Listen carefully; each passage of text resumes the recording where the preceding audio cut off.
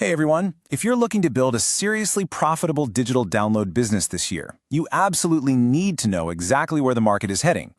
Welcome to today's explainer. We're going to dive deep into the absolute most profitable digital product niches for 2026.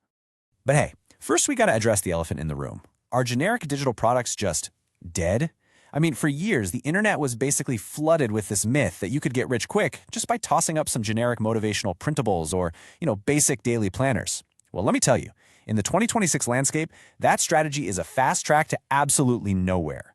The reality is way more nuanced, a lot more strategic, and ultimately so much more profitable if you actually know what you're doing. So, here's our agenda for this explainer. 1. The profit formula.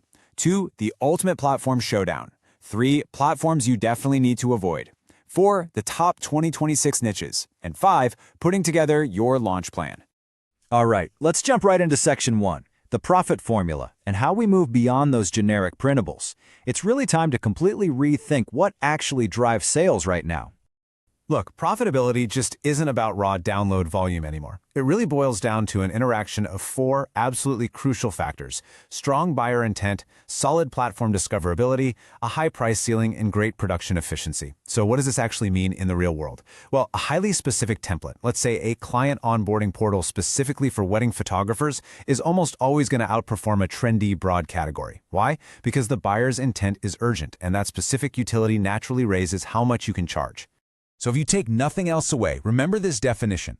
Profitability in 2026 is driven by solving a very specific emotional or business problem, not by chasing thousands of cheap downloads. This is literally the ultimate mindset shift you have to make before you even think about picking a niche or opening up a storefront. If you solve a real, tangible problem, you can absolutely charge a premium for it. And that brings us perfectly to section 2, the platform showdown, Etsy versus Gumroad. Because honestly, having a fantastic product is really only half the battle. Platform alignment is the real secret to getting that early traction. You see, online buying behavior is pretty clearly divided into 2 distinct camps these days. On one side, you've got Etsy. This is your B2C powerhouse. It's highly visual, perfectly tailored for occasion-based consumer goods like gifts, decor, and event planning. Then, on the other side, there's Gumroad. Gumroad is built from the ground up for B2B. It's driven by expertise and is completely ideal for creator-led digital tools, courses, and business templates. They're just 2 totally different ecosystems. When we break down the economics, specifically the fees, the differences are super stark. Etsy charges a 20-cent listing fee plus 6.5% on the transaction. Gumroad, on the other hand, takes a flat 10% plus 50 cents for direct sales, though, quick heads up, that jumps to 30% if you use their Discover feature to find buyers. But here is the massive advantage for Gumroad that is a total game changer. They act as the merchant of record. That means they handle all the global tax collection and remittance for you. Let me tell you, that is a huge operational weight off the shoulders of a solo creator. Okay, now that we know where the winners play, let's look at section 3, platforms to avoid. Basically, the traps of 2026. I absolutely love this quote we found in our research. eBay is usually not where you want to concentrate effort in 2026. Look, eBay is a total giant, right? But selling automated digital downloads there is kind of like trying to email a fax. It's just clunky. They have super strict policy restrictions on electronically delivered items and, frankly, terrible seller protection for digital files. So unless you really enjoy endless customer service headaches, just save yourself the time and stay far away. And what about the other giant in the room? Amazon. Well, Amazon is an incredible secondary channel, but really only if you're using specific avenues like Kindle Direct Publishing for low-content books or merch on demand.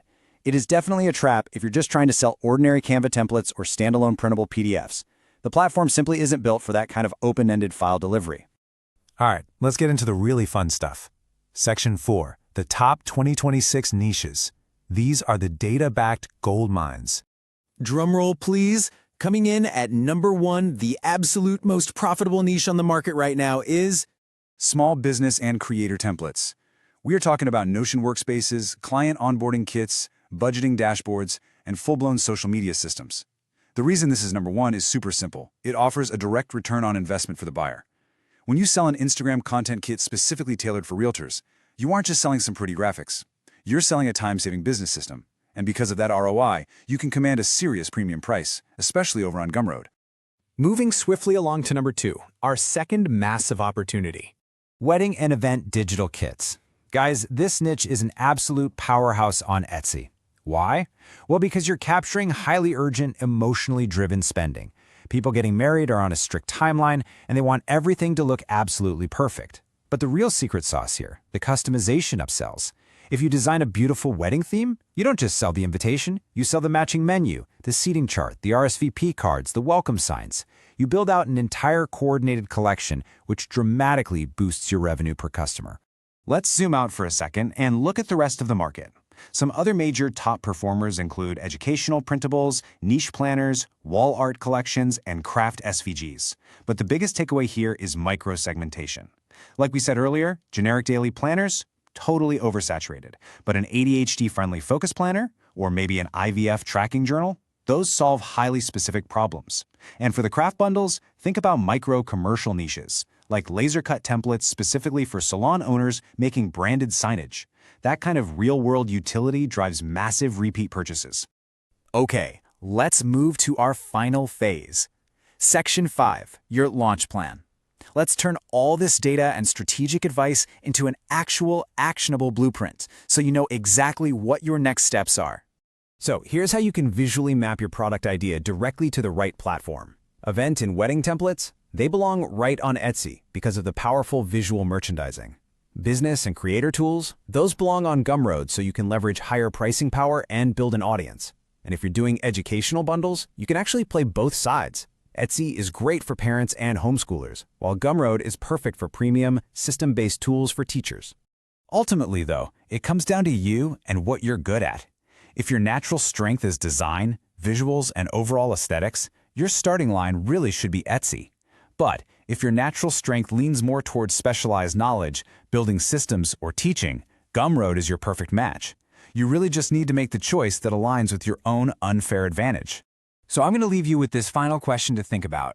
Will you design for Etsy, or will you teach on Gumroad? The opportunities for 2026 are massive, the platforms are clearly defined, and the profitable niches are just waiting for you. It's time to find a specific problem, solve it, and launch your digital empire. Thanks so much for joining me on this explainer, and I seriously can't wait to see what you build.